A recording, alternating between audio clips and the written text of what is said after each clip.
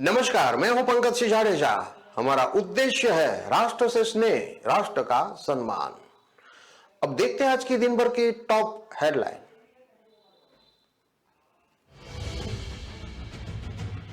पीहर जा रही विवाहिता के साथ रैप, आरोपी गिरफ्तार। रात में पीहर छोड़ने का झांसा देकर ले गया सुनसान कमरे में।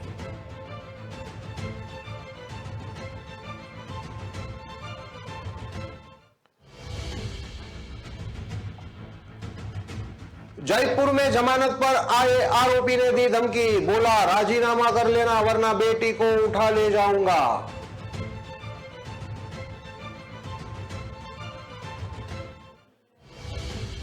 उदयपुर की दक्षिणी भारत से कनेक्टिविटी, 8 नवंबर से उदयपुर से हैदराबाद के लिए सीधी फ्लाइट, 1 घंटा 35 मिनट में होगी यात्रा।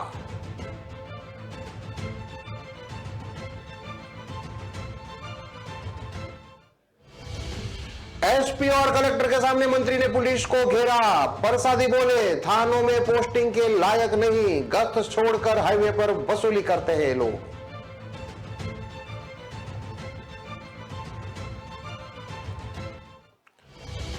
कट्टे की नोक पर महिला से रेप, शिकायत करने गए परिजनों को लाठी डंडों से पीटा, मारपीट का वीडियो वायरल।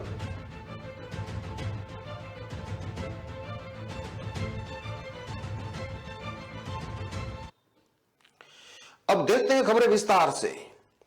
जैसलमेर में 4 साल की बेटी के साथ बस से पीहर जा रही विवाहिता के साथ रेप करने का मामला सामने आया है। विवाहिता रात के समय करीब 9 बजे बस से दोरीमंडा स्टैंड पर उतरी। डरा धमकाकर सुनसान जगह ले जाकर रेप किया गया। घटना बाड़मेर जिले के दोरीमन्ना इलाके की है। पुलिस ने 10 दिन में अपहरण और रेप के आरोपी को गिरफ्तार कर लिया है।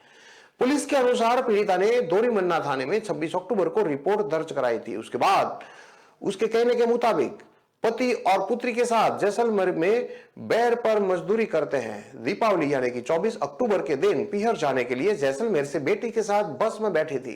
रात करीब 9 बजे दोरीमन्ना सर्किल पर बस से उतरी। सर्किल पर पुल के नीचे मालाराम भूराराम, जो कि ओंगला निवासी है, वहीं पर खड़ा था। गांव का जान पहचान का होने के कारण पीड़िता घर छोड़ने का झांसा देकर टैक्सी बुलाई।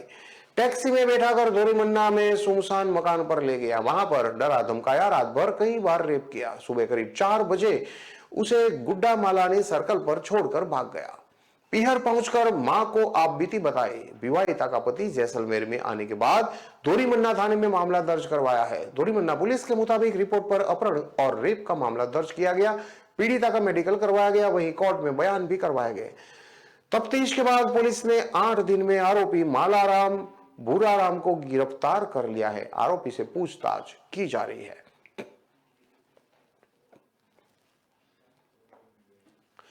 जयपुर जेल से पॉक्सो केस में जमानत पर बाहर आए आरोपी के पीड़ित को धमकाने का मामला सामने आया है। केस में राजीनामा नहीं करने पर बेटी को उठा ले जाने और मरने मारने की धमकी दी है।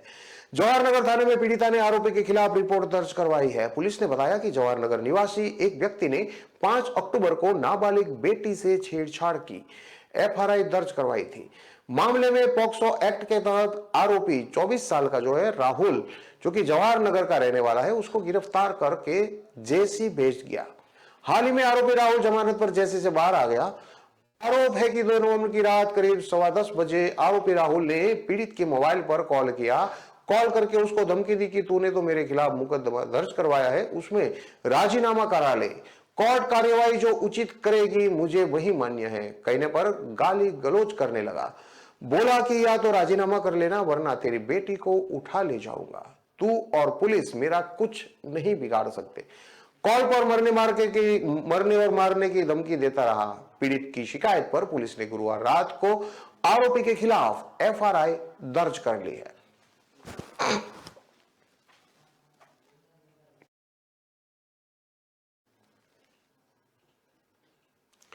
उदयपुर से हैदराबाद के लिए नियमित फ्लाइट 8 नवंबर से शुरू होगी। इससे पहले सप्ताह में 3 दिन फ्लाइट का संचालन होता था। हैदराबाद के लिए अब रोजाना सीधी फ्लाइट शुरू होने से दक्षिण भारत की यात्रा करने वालों को ज्यादा फायदा मिलेगा। इससे पहले हैदराबाद के लिए 7 दिन नियमित फ्लाइट नहीं होने से दिल्ली, मुंबई या जयपुर से फ्लाइट पकड़नी पड़ती थी। 7 दिन सीधी फ्लाइट नहीं होने से दिल्ली, मुंबई या जयपुर जाने के लिए लगभग 6 घंटे लग जाते थे, लेकिन अब सिर्फ 1 घंटा और 35 मिनट ही लगेंगे। हैदराबाद के लिए फ्लाइट शुरू होने से दक्षिण भारत से कनेक्टिविटी बढ़ेगी और पर्यटन भी बढ़ेगा। आपको बता दें कि हैदराबाद में मेवाड़ के हजारों युवा एमएनएससी कंपनियों में काम करते हैं। इसके साथ ही मेवाड़ के कई लोग का हैदराबाद में व्यापार भी है। नियमित फ्लाइट होने से आवागमन में सुविधा रहती है।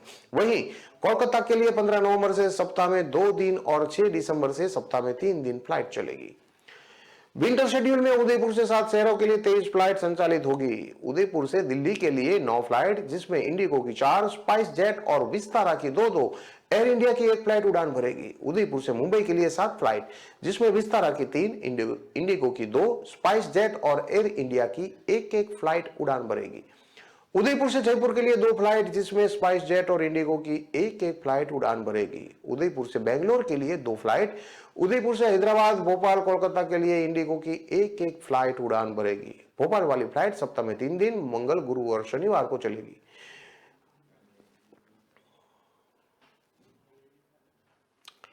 हेल्थ मिनिस्टर प्रसादी लाल मीणा ने कहा है कि पुलिस गश्त छोड़कर हाईवे पर वसूली कर रही है। उन्होंने मंडावरी थाने की पुलिस को निकम्मा तक बता दिया। ऐसे पुलिसकर्मी थाने में रहने लायक नहीं है। मंत्री प्रसादी गुरुवार को दौसा कलेक्ट्रेट में रिव्यू बैठक ले रहे थे। बैठक में कलेक्टर कंवर चौधरी और एसपी संजय नैन भी मौजूद थे। कई खेतों के तार काटते हुए डकैती की वारदात को अंजाम देने आबादी क्षेत्र में पहुंचे थे। पुलिस को उसकी भनक भी नहीं लगी। वारदात को अंजाम देते वक्त भी गश्त कर रहे पुलिस कर्मियों को ये पता नहीं लगा।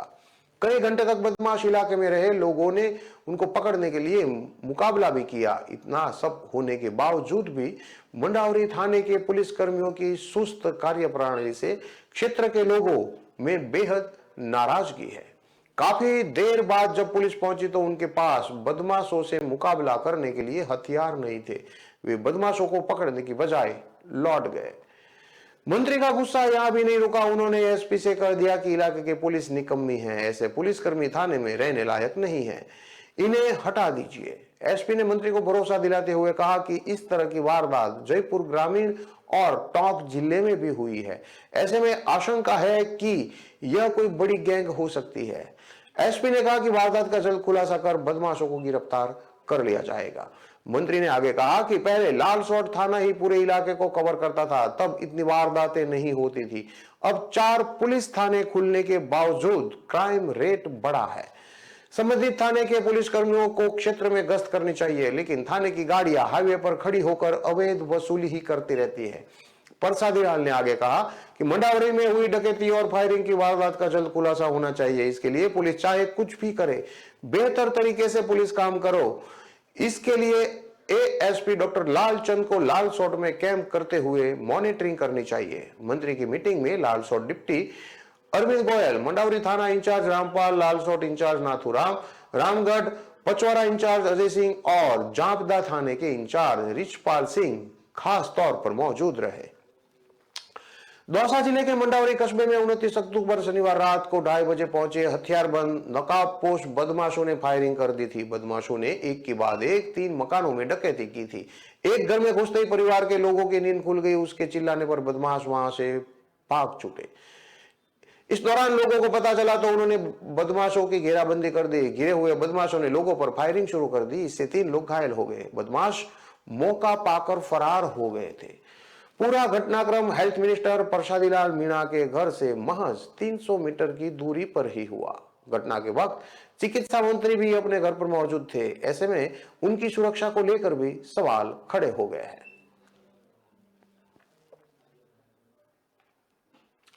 खबरों में लेते हैं अब एक छोटा सा विराम।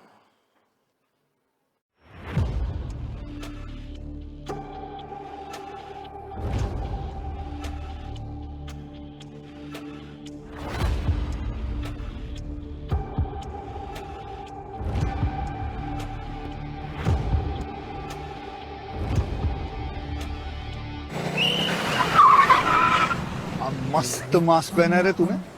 Thank you sir. वो जान बचाने के लिए पहनना पड़ता है ना सर। रेडीमेड है या टेलर मेड है? ऑनलाइन ऑर्डर किया है सर। एक और है क्या? है ना सर। देना। बहुत मस्त लगे आपको। ये ना सर। ये ना भाई, जान बचाने के लिए बाइक चलाते वक्त सिर्फ खोपड़े पे मास्क पहनेगा तो खोपड़े को कौन बचाएगा? समझ गया सर। हेलमेट ऑनलाइन ऑर्डर कर, वरना हमेशा के लिए ऑफलाइन हो सकता है। Okay sir. ये ले, चल हम ये भी ऑनलाइन भर दे। हेलमेट पहने, ट्रैफिक नियमों का पालन करे, जिंदगी के सफर को सुरक्षित रखे। Amazon Great Indian Festival starting 23rd September. Ramesh के घर बड़ा वाला टीवी आया, पम्मी जी ने लेटेस्ट फैशन सबको दिलाया, चंचल ने भी नया फोन बढ़िया डील में पाया, अरे बोलो बोलो पूरे मोहल्ले को जानना है। Amazon से लिया, Amazon से लिया, Amazon, Amazon, Amazon। आ रहा है Amazon Great Indian Festival, बड़े ब्रांड्स पर बड़ी डील्स, नो कॉस्ट EMI और बैंक डिस्काउंट 23 सितंबर से लिया। कहाँ जा रहे हो? दुकान पर बैठो और इसे आगे बढ़ाओ। पापा, दुकान आगे बढ़ाने के लिए मुझे दुकान पे बैठने की जरूरत नहीं है। बस बातें करवा लो इनसे।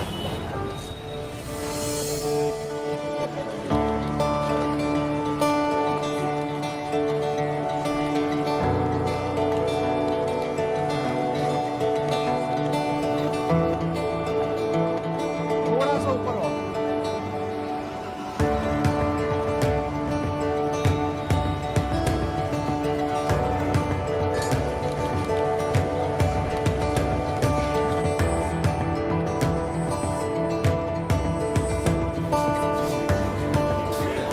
लो जी मैडम, आपके 4 किलो लड्डू। बेटा इनके लड्डू पैक कराओ। क्यों पापा, बढ़ गई ना दुकान आगे? हाँ बेटा, अब तक सबकी खुशी के लिए मिठाई खिलाई है, मगर आज अपने बेटे के हुनर के लिए खुद खाऊंगा। जब खिलकर निकलता है स्किल, तो सलाम करता है हर दिल। DSEU, इंडिया की पहली स्किल एंड एंटरप्रेन्योरशिप यूनिवर्सिटी, जहां ऐसे कोर्सेज में हैं डिग्रीज और डिप्लोमास जो बेटर फ्यूचर की ओर ले जाएंगे आपको।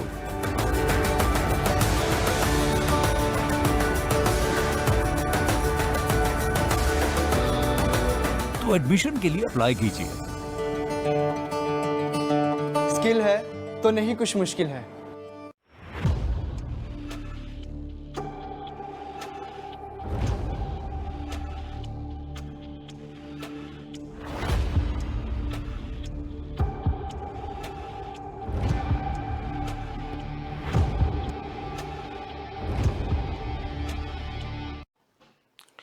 विराम के बाद एक बार फिर से आपका स्वागत है। अब देखते हैं आगे की और खबरें।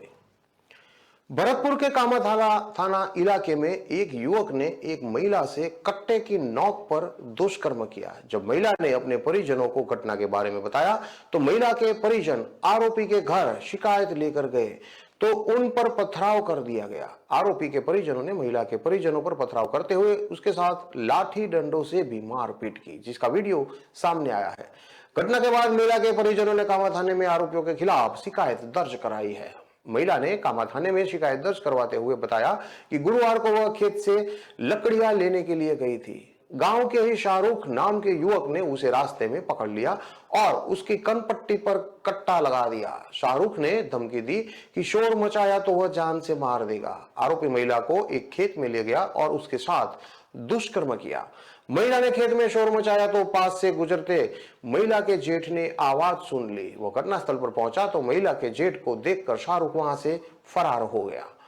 महिला अपने जेठ के साथ घर आ गई और महिला ने अपने परिजनों को घटना के बारे में बताया, जिसके बाद महिला के परिजन शाहरुख के घर शिकायत करने पहुंचे। तब शाहरुख के परिजनों ने महिला के परिजनों पर पथराव कर दिया। बाद में एक क्राय होकर महिला के परिजनों पर लाठी डंडों से हमला भी कर दिया।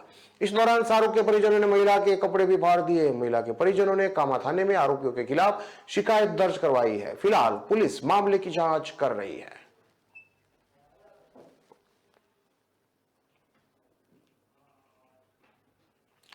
जयपुर ग्रेटर नगर निगम में मेयर पद के चुनाव के लिए बीजेपी ने पार्षदों की बाड़ेबंदी आज से शुरू कर दी है। प्रदेश बीजेपी मुख्यालय से 2 बसों में भरकर पार्षदों को चौमू पैलेस होटल बाड़ेबंदी में भेजा गया है। इस पार्टी ने हर बार की तरह प्रशिक्षण शिविर का नाम दिया है। बसों में भरकर पार्षदों को रवाना करने के बाद जयपुर शहर बीजेपी अध्यक्ष राघव शर्मा ने कहा कि जयपुर ग्रेटर में मेयर कौन बनेगा यह हमारा शीर्ष नेतृत्व और पार्षद तय करेंगे। सबकी राय शुमारी होगी। अब बीजेपी पार्षदों से चर्चा करने जिस नेता के नाम पर आम राय बनेगी उसे मेयर बनाया जाएगा। इसलिए प्रशिक्षण शिविर हो रहा है। षड्यंत्र करके कांग्रेस सरकार ने हमारे बोर्ड को अस्थिर किया। अभी शादी के सीजन में चुनाव का टाइम टेबल घोषित कर दिया, लेकिन फिर भी हम निश्चित तौर पर इसका फायदा उठाएंगे। जो पार्टी हेरिटेज बोर्ड में समितियां नहीं बना पाई वो बीजेपी पार्षदों को क्या तोड़ पाएगी। पार्षद दल में कांग्रेस की ओर से तोड़फोड़ के डर के सवाल पर राघव शर्मा बोले, जो पार्टी अपने हेरिटेज बोर्ड की समितियां नहीं बना पाई जिसमें खुद एकजुट होने मादा नहीं है, जो बीजेपी के पार्षदों को क्या तोड़ पाएगी। लेकिन निश्चित रूप से प्रशिक्षण शिविर के बहाने बीजेपी परिवार में सब पार्षद एक साथ रहेंगे, उनमें बातचीत होगी, इससे भ्रांतियां दूर होती है और परिवार का वातावरण बनता है। इसलिए हम इस वक्त का सही उपयोग कर रहे हैं। यह बाड़ाबंदी नहीं, प्रशिक्षण शिविर और पार्षदों में परिवार की भावना जगाने की कोशिश है। चुनाव के वक्त ही प्रशिक्षण क्यों किया जा रहा है, सवाल पर राघव बोले, अवसर मिलता है जब ही ट्रेनिंग ली जाती है। वैसे मंडलों में भी हमारे पिकनिक के कार्यक्रम होते हैं, उस वक्त भी कार्यकर्ता और पार्षद जाते हैं। यह हमारा कंटिन्यू प्रोसेस है। गहलोत सरकार की चौथी वर्षगांठ से पहले सचिन पायलट और अशोक गहलोत के स्टेटमेंट आ गए हैं। कितने धूमधाम से सरकार की वर्षगांठ दोनों मना रहे हैं उसकी जानकारी आपको है। राघव शर्मा ने कहा कि विधानसभा चुनाव में 1.25 साल बचा है। हम अपने पार्षदों को वोटिंग प्रक्रिया भी समझाएंगे। संगठन की कितनी कसौटी पर पार्षदों को खरा उतारा जा सकता है, जनता की भावनाओं पर और क्या काम किया जा सकता है, इसके लिए अलग अलग सत्र और प्रशिक्षण इस दौरान होंगे। राघव शर्मा ने कहा कि बूथ का काम हम कर चुके हैं। बूथ कमेटियों के जरिए काम हो, ये सब चीज प्रशिक्षण में सिखाई जाएगी। 10 नवंबर की तारीख तक प्रशिक्षण चलेगा। जयपुर ग्रेटर नगर निगम के डिप्टी मेयर पुनीत कर्णावत ने कहा कि बीजेपी को किसी भी चीज का कोई डर नहीं है। पिछली बार चुनाव में हमारे 97 वोट आए थे, इस बार 100 से ज्यादा वोट आएंगे। पूरी तरह से बीजेपी पार्षद एकजुट है। कांग्रेस से कुछ साथी सहयोगी हमारे साथ आने वाले हैं। मेयर का नाम पार्टी अपने प्रोसेस से तय करेगी। सभी योग्य कार्यकर्ता है। हमारी पार्टी में ओबीसी महिला कैटेगरी में और भी कार्यकर्ता है। पार्टी अपने विचार के तहत मेयर तय करेगी। हमारे पास योग्य प्रत्याशी मौजूद है, इसलिए हाइब्रिड मॉडल के तहत जो पार्षद नहीं है ऐसे व्यक्ति को बाहर से मेयर बनाने की जरूरत नहीं है। इस प्रशिक्षण के दौरान 5-7 दिन का हम सदुपयोग करेंगे। इलेक्शन माइंडसेट में इस टाइम का अच्छे ढंग से उपयोग करेंगे।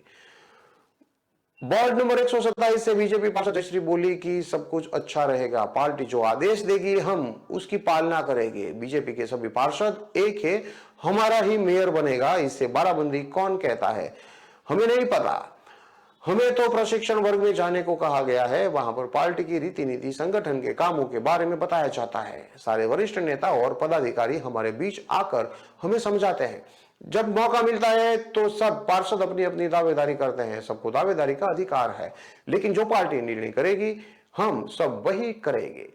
एग्जाम आते हैं तो जिस तरह हम पढ़ाई करते हैं उसी तरह चुनाव आते हैं तो प्रशिक्षण होता है। कोई कितना भी कर ले, लेकिन हम बीजेपी कार्यकर्ता है। हमारे बीच किसी तरह की कोई तोड़फोड़ नहीं होने वाली है। वार्ड नंबर 126 से बीजेपी पार्षद ओम प्रकाश स्वामी ने कहा कि 1% भी तोड़फोड़ की आशंका नहीं है। हम सारे बीजेपी के पार्षद संगठित है। जो संगठन का आदेश होगा वही करेंगे। बीजेपी के प्रशिक्षण होते रहते हैं। 8 दिन के ये प्रशिक्षण चलेगा। हमें जिसके लिए संगठन आदेश देगा वो मेयर का कैंडिडेट होगा।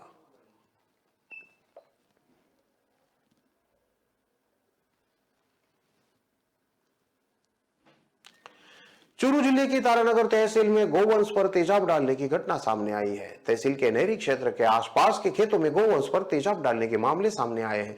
घटना को लेकर बालाजी गौ सेवा समिति ने गुरुवार को एसडीएम और थानाधिकारी को ज्ञापन सौंपकर बदमाशों पर कड़ी कार्रवाई करने की मांग की।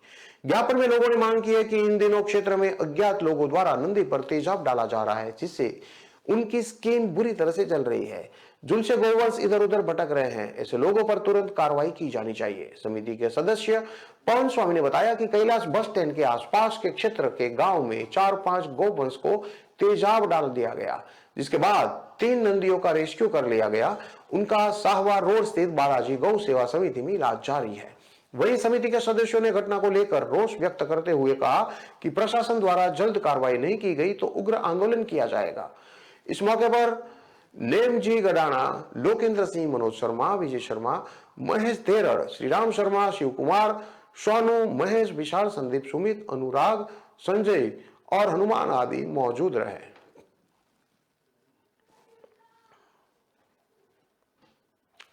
अजमेर जिले के पुष्कर से करीब 9 किलोमीटर दूर स्थित सनातन धर्म का उत्पत्ति स्थल कानबाई, यहां है क्षीर सागर मंदिर में स्थापित भगवान विष्णु की विश्व की सबसे प्राचीनतम मूर्ति।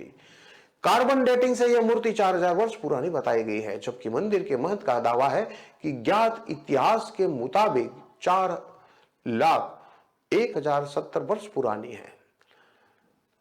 कानबाई वो स्थान है जहां सप्त ऋषियों रावण, ब्रह्मा जी और भगवान विष्णु ने तपस्या की थी। त्रेता युग में भगवान श्री राम, सीता और लक्ष्मण 2 बार आए थे। भगवान श्री कृष्ण द्वापर युग में यहां 7 बार आए थे। वे मथुरा से द्वारका जाते समय कानबाई ठहरते थे। इसका प्रमाण पद्म पुराण और हरिवंश पुराण में भी मिलता है। 41,070 वर्ष पुरानी ये मूर्ति बताई जाती है। कानबाई वो स्थान है जहां सप्त ऋषियों रावण, ब्रह्मा जी और भगवान विष्णु ने भी तपस्या की थी। त्रेता युग में भगवान श्री राम, सीता और लक्ष्मण 2 बार यहाँ आ चुके थे। भगवान श्री कृष्ण द्वापर युग में यहाँ 7 बार आए थे। वे मथुरा से द्वारिका जाते समय कानबाई ठहरते थे। इनका प्रमाण पद्म पुराण और हरिवंश पुराण में भी मिलता है। महंत महावीर प्रसाद वैष्णव बताते हैं कि यह मंदिर समुद्र मंथन के बाद ब्रह्मा, शंकर, इंद्र और सप्त ऋषियों द्वारा सेवित है। त्रेता युग में सनातन धर्म में मूर्ति पूजा की शुरुआत इसी कानबाई से हुई थी। 1971 में यूएस से आर्कियोलॉजिस्ट की टीम यहां पर आई थी। मूर्ति की कार्बन डेटिंग की गई तो 4000 वर्ष से ज्यादा पुरानी होना सामने आया था। वैष्णव बताते हैं कि ऐसी मान्यता है कि कानबाई वो स्थान है जहां आप एक बार मंत्र पढ़ेंगे तो 10,000 गुना फलदायी होगा और एक अश्वमेध यज्ञ के बराबर होगा। मूर्ति की लंबाई 9.25 फीट है। भगवान विष्णु क्षीर सागर में शयन मुद्रा में है। उनके हाथों में गदा, चक्र, पद्म और शंख है। एक ही पत्थर की बनी इस विशाल मूर्ति में विष्णु जी शेषनाग पर लेटे हैं। उनके सिर पर शेषनाग के 9 फन छाया करते हुए हैं। माता लक्ष्मी जी पैर दबा रही है। कानबाई में सप्त ऋषियों रावण, ब्रह्मा जी और भगवान विष्णु ने तपस्या की थी। भगवान श्री राम, सीता और लक्ष्मण 2 बार आए थे। भगवान श्री कृष्ण द्वापर युग में यहाँ 7 बार आए थे। वे मथुरा से द्वारका जाते समय यहीं पर ठहरते थे। हरिवंश पुराण पेज नंबर 939 और 1328 में लिखा हुआ है कि सतयुग में पृथ्वी पर भगवान विष्णु का प्रथम पदार्पण स्थान, ब्रह्मा जी का उत्पत्ति स्थल और यज्ञ के समय यही निवास किया था। द्वापर में भगवान श्री कृष्ण ने पुष्कर यात्रा के समय इस जगह को निवास स्थान बनाया था। यही जन्मोत्सव का आयोजन भी किया गया। वापस दुर्वासा ऋषि के कहने पर हंस और डिंबक से युद्ध करने आए और अग्निबाण का प्रयोग करके बी चक्र राक्षस का मारा। पद्म पुराण पेज नंबर 64, 106 और 122 पर लिखा है कि सरस्वती नदी पुष्कर से ही महासागर की ओर गई। यहाँ महायोगी अधिदेवी मधुसूदन भगवान विष्णु सदा निवास करते हैं। त्रेता युग में भगवान श्री राम ने माता सीता और भैया लक्ष्मण के साथ पुष्कर यात्रा के समय यहाँ निवास किया था। श्री राम वापस राज्याभिषेक के समय सुग्रीव और भरत के साथ पुष्पक विमान से यहाँ पधारे। देव प्रबोधिनी एकादशी पर भगवान विष्णु का योग निद्रा से जागने के लिए विष्णु स्तुति स्तवन हुआ। जागरण के बाद विशेष मंत्रों के साथ विष्णु सहस्त्र नाम, पुरुष सूतक, श्री सूतक और गोपाल सहस्त्र नाम से स्तुति स्तवन हुआ। महंत महावीर प्रसाद वैष्णव ने बताया कि कानबाई वो स्थान है जहां भगवान विष्णु ने ब्रह्मा जी को जन्म दिया था। यही दुनिया को तपश्चर्या का अर्थ और महत्व समझने के लिए एक पेड़ पर 10,000 वर्षों तक तपश्चर्या की थी।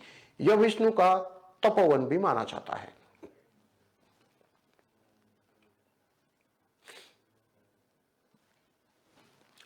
इन सभी खबरों को विस्तार से पढ़ने के लिए आप हमारे वेबसाइट का भी प्रयोग कर सकते हैं। हमारा वेब का पता है www.kalamkartavya.com। हमारी कलम ही हमारा कर्तव्य है के उद्देश्य के साथ खबरों को आप राष्ट्र प्रथम के साथ देखते रहिए। नमस्कार।